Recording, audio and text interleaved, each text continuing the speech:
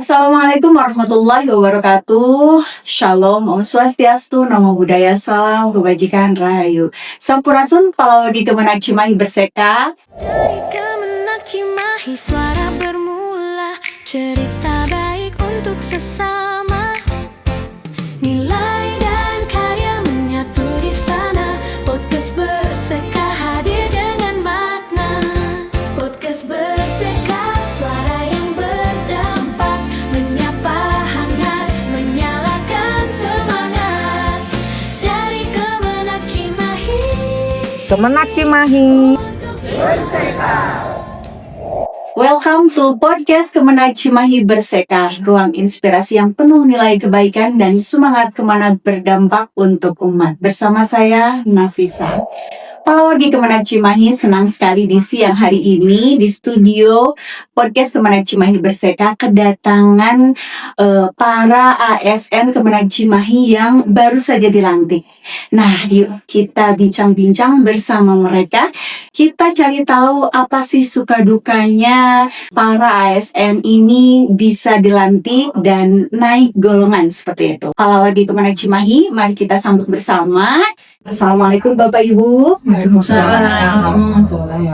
Gimana kabarnya? Alhamdulillah baik. Oke, luar biasa. Perkenalkan diri dulu dong dari sebelah sini, boleh? Oke. Nama saya Ibu Lati dari MTS Nurupala Kota Cimahi. Masa kerja saya di MTS Nurupala sudah hampir 24 tahun sampai sekarang. 2002 dan 24 tahun. Ngajar bidang studi IPS dari awal saya honor sampai sekarang di IPS. Oke, luar biasa. Selanjutnya Bapak? Saya Wawan Hermawan. Saya diberikan tugas mengajar saat ini di MTS Negeri Kota Cimahi, mengajar untuk mata pelajaran akidah akhlak. Dan saya sudah mengajar sebenarnya sudah cukup lama, sejak 90. Luar biasa. Walaupun pengangkatan PNS-nya sendiri baru 2005. Sampai hari ini kalau dilihat dari masa kerja guru itu mungkin sudah berapa tahun ya? Sudah 9 berarti 26 tahun. 26 tahun, iya. Ya, 26 senior. Tinggal 5 tahun lagi saya plus. Waduh. Oke, luar biasa. Silakan selanjutnya. Saya Dewi Piska, sekarang ngajar di MTS Musdaria sebagai guru IPA, merangkap wakil kepala bagian bidang kurikulum. Oke. Sama ya seperti Pak Wawan, saya itu ngajar sebetulnya sudah lama. Dulu saya sempat ngajar di SMA PGRI 5. Nah, terus ada tes CPNS yang dulu gebiar tuh ya, diangkat tahun 2006 sampai sekarang. Oke. Luar biasa. Nah, Palawadi Kemenak Cimahi, mereka ini adalah guru-guru bangsa yang telah mengabdi lebih dari 1 dekade. Ya, 2 dekade ya, bahkan Iya. Oke. lebih. Oke, luar biasa. Jadi hari ini para guru-guru ini telah dilantik yang tadinya golongan 3B, 3D. yang tadinya golongan 3D sekarang menjadi golongan 4A. Oke, Palawadi Kemenak Cimahi, kita berbincang-bincang apa sih kiat-kiat mereka supaya mereka bisa mencapai golongan 4A dan suka dukanya seperti apa. Nah, saya pengen tahu dulu nih ceritanya dari Pak Wawan dulu, gitu. Gimana Pak? Proses kenaikan jenjang di struktural PNS ini merupakan sebuah hal yang mesti dilakukan, dan biasanya karena memang dilihat dari masa kerja, kemudian dilihat juga dari ketercapaian dari pemenuhan dari angka kredit. Ketika dalam jenjang waktu tertentu sudah memenuhi angka kredit tertentu yang sudah ditentukan, maka kita diberikan kesempatan untuk melangkah ke jenjang berikutnya. Nah, dari saya sendiri dari 3D itu ketika diajukan sudah memenuhi angka kreditnya, sehingga sudah diberikan kesempatan untuk mengikuti kenaikan pangkat ini, yang tentu saja ini prosesnya juga tidak hanya sekedar naik begitu saja, tidak seperti saat-saat masa lalu itu secara otomatis guru itu naik. Tetapi saat ini memang ada peraturan baru bahwa ketika kita naik jenjang harus mengikuti asesmen. Jadi saya pikir suka dukanya di sana kita ada suka duka kita harus mengikuti asesmen, dan asesmen juga belum tentu bisa menjamin kita bisa untuk naik ke jenjang berikutnya. Oke. Perhatiannya banyak gitu Ya. ya. Oke, gimana nih kalau Ibu Rohati gimana? Luar biasa ya. Kalau saya juga, saya dari 2018 3D ya, menuju ke 4A itu dari 2018 ke 2000 sekarang itu kan lumayan lama. Iya. Nantinya saya tanya ini syaratnya apa, ternyata ada perubahan baru, harus ikut KPJ katanya. Waduh, ini gimana? Ya akhirnya saya mengikuti aturan kan. Iya. Terus saya ikut awalnya kan ikut ini dulu, pendaftaran dulu ya, syarat-syarat yang harus dipenuhi. Ketika saya mengajukan berbagai persyaratan, alhamdulillah diterima. Kemudian tidak lama dari situ ada pengumuman harus ikut tes gitu ya, karena ikut tes itu pertama ikut tes administrasi dulu gitu ya, ngisi berkas-berkas, kemudian baru tes uji kom gitu ya. Nah itu uji kom juga kita prosesnya cukup lama gitu ya. Kenapa? Nggak di tempat, soalnya kita harus ke wilayah lain gitu ya. Itu di sana kita perjuangannya Ibu luar biasa gitu, bertiga gitu ya, didampingi para UP gitu. Nah itu luar biasa Bu. Terus kemudian sampai ke lulus juga sama Bu, tidak sebentar, kita menunggu hampir 1,5 tahun dari uji kompetensi kelulusan. Itu kan pengumuman juga lama ya, bahwa siapa saja yang diterima itu ada pengumumannya. Nah dari situ kita tidak langsung dilantik kayak gini sekarang gitu, tapi nunggu keputusan dari sana ada formasi atau tidak gitu. Nah sampai sekarang ini sudah 1 tahun lebih, 1,5 tahun lah kita menunggu dari kelulusan. Ya lumayan, Akhirnya penantian panjang kesabaran gitu harus luar biasa gitu. Oke, luar biasa. Gimana nih kalau dari Ibu Dewi? Ya, hampir tidak jauh berbeda ya. Karena kalau saya itu setiap mau kenaikan golongan ada perubahan peraturan. Dulu sebelum ada uji kom itu sempat ada yang harus membuat karya ilmiah. Nah, harusnya saya udah dari periode sebelumnya naik ke 4A. Cuma karena terkendala oleh pas kenaikan golongan itu terus harus bikin karya ilmiah dan memang belum disiapkan, akhirnya terlewat. Nah, yang berikutnya yaitu tadi harus mengikuti uji kom. Nah, setelah selesai semua uji kom, kita menunggu terus ada waktu upacara, diumumkan juga bahwa uji kom itu hanya berlaku untuk 2 tahun. Nah, kalau 2 tahun misalkan sudah terlewat, berarti kita harus ikut uji kom lagi. Nah, ini bikin lumayan lah kita jadi deg-degan. Kita sampai yang sama-sama ikut uji kom tuh kadang saling cari informasi, udah ada informasi belum gitu ya.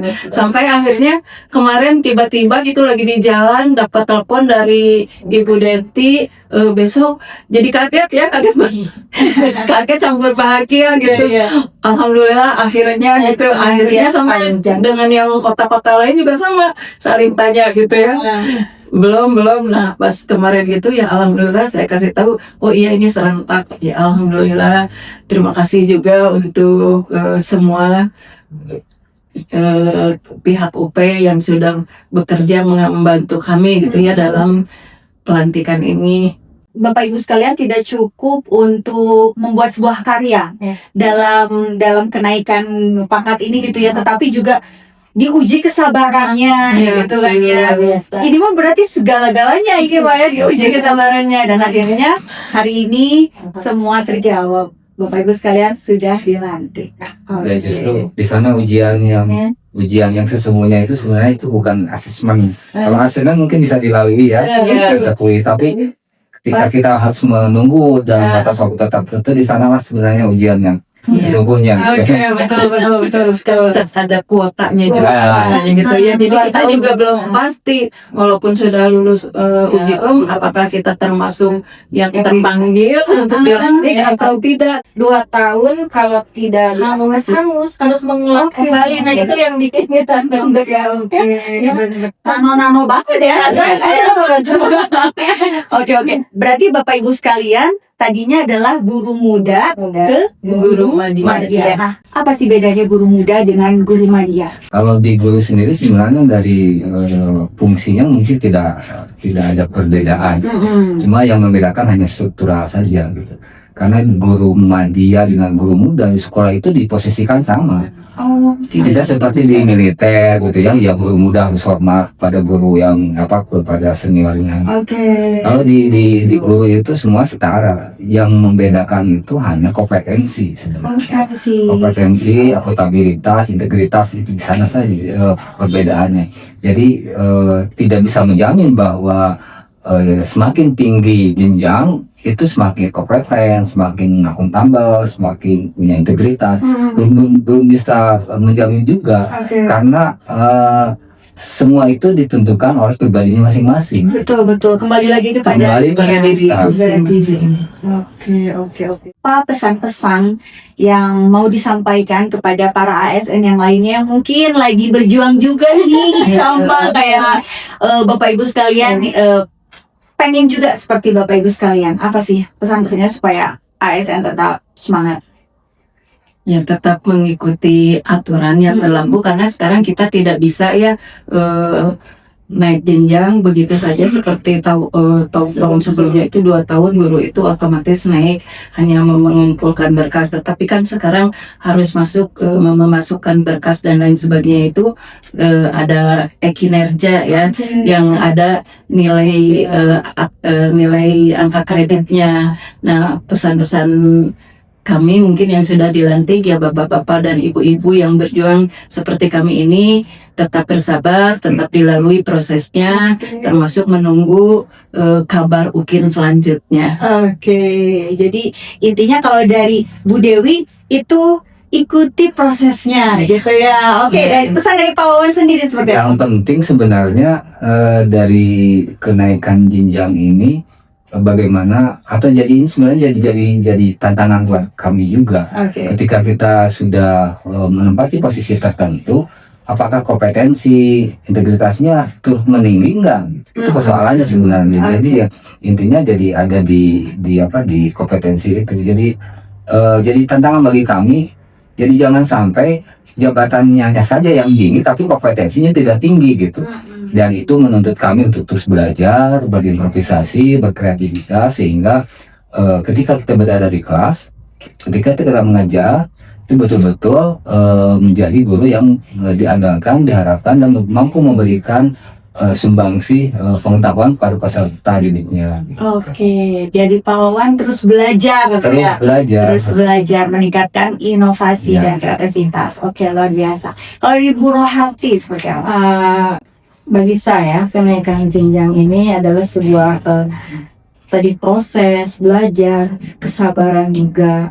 Ternyata belajar itu tidak hanya mengenai ilmu kita ngajar ke anak, tapi bagaimana kita juga belajar tentang kesabaran kita menghadapi ujian-ujian. Bahwa kenaikan jenjang itu ujiannya ya tidak hanya satu tapi banyak gitu. Dan selain itu doa juga perlu. Kenapa? Karena selain usaha ada doa di situ yang turut serta dengan kita gitu. Kemudian semangat bagi para yang mau naik jenjang, semangat harus luar biasa gitu. Sabar, semangat, doa itu menyertai. Oke, dari Bu Rohati tetap semangat dan terus berdoa ya Bu ya. Oke, Tidak benar. lepas dari itu. Karena tidak lepas dari itu. Oke, siap Bapak Ibu sekalian. Nah, sekarang kita masuk ke mini games, namanya This or That Games. Ini tinggal dipilih aja.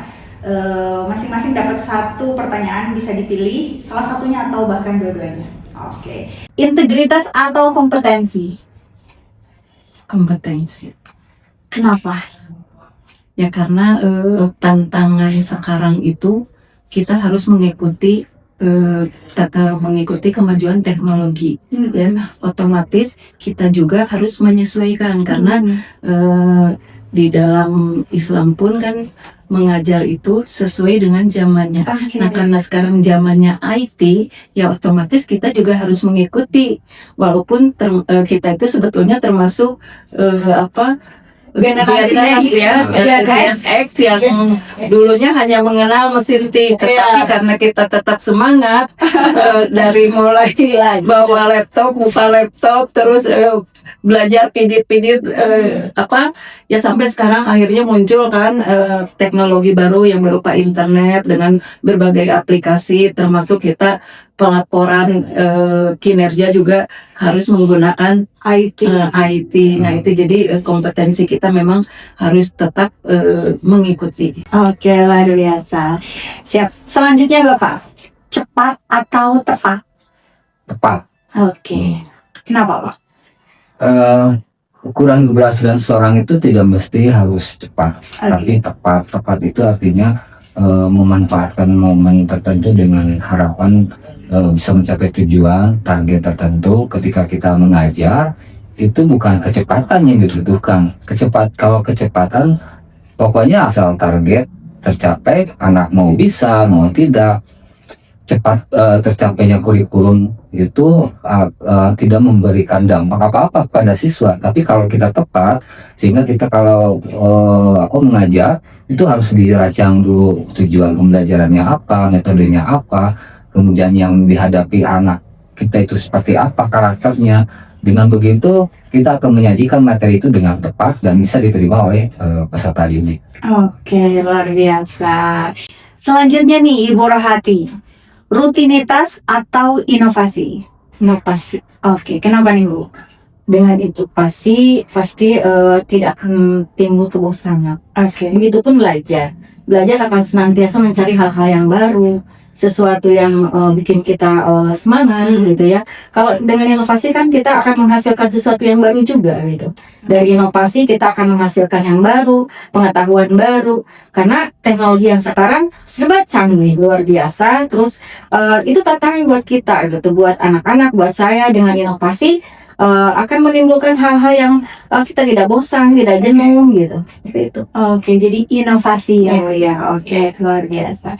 Nah, terakhir nih Bapak Ibu bisa sampaikan pesan-pesan untuk anak didiknya. Di balik banyak kemudahan tapi juga banyak juga tantangan bagi para guru-guru gitu dalam mengajar dan terutama menghadapi anak-anak di era ini gitu. Mangga Ibu boleh lihat kamera dan berpesan kepada anak-anak didiknya. Anak-anakku yang tercinta yang ada di Nurul Falah khususnya dan semua anak-anak bangsa Indonesia, belajar jangan berhenti, kemudian tetap semangat, berdoa selalu karena yang akan menentukan kalian nantinya adalah diri kalian sendiri. Ikuti proses, jangan pernah lelah, tetap mengikuti arus zaman karena kalian adalah generasi yang nantinya banyak tantangan. Oke, luar biasa. Selanjutnya mangga Bapak. Ya, untuk para siswa yang beriman, tidak boleh ada kata berhenti untuk belajar. Karena belajar itu harus terus dilakukan sepanjang hayat. Bahkan Nabi kita pun memerintahkan kita untuk selalu menuntut ilmu, mulai dari buayan sampai ke liang lahat. Itu sebuah perintah yang harus dimaknai bersama bahwa belajar itu tanpa batas. Apapun situasi yang melingkupi kalian, harus selalu diikuti, harus selalu mengikuti perkembangan zaman. Sehingga ketika kalian mendapatkan sebuah pelajaran atau pendidikan dari guru, maka kalian pun harus menerima apa yang disampaikan oleh guru. Karena tidak pernah yang disampaikan guru itu pasti akan memberikan arahan ke masa depan kalian yang lebih baik. Anak-anakku sekalian, Ibu berpesan semoga kalian tetap semangat dalam menuntut ilmu karena ilmu ini sangat bermanfaat untuk masa depan kalian. Yang perjuangan hidup kalian itu masih panjang. Insya Allah kalau kita tetap berusaha tidak akan mengkhianati hasil.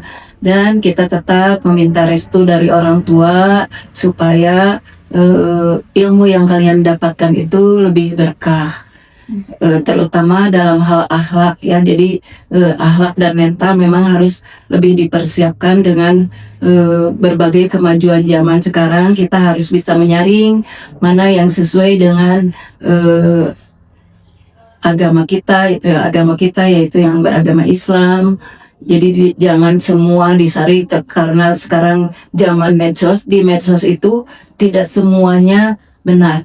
Jadi standarnya jangan standar medsos, tetapi standar yang sesuai dengan ajaran, tentu ajaran yang agama Islam. Bapak Ibu sekalian, luar biasa. Sekali lagi selamat atas Terima kasih. kebahagiaan. Semoga amanah, sehat selalu, dan terus bersemangat dalam membimbing, mendidik anak-anak calon penerus generasi bangsa.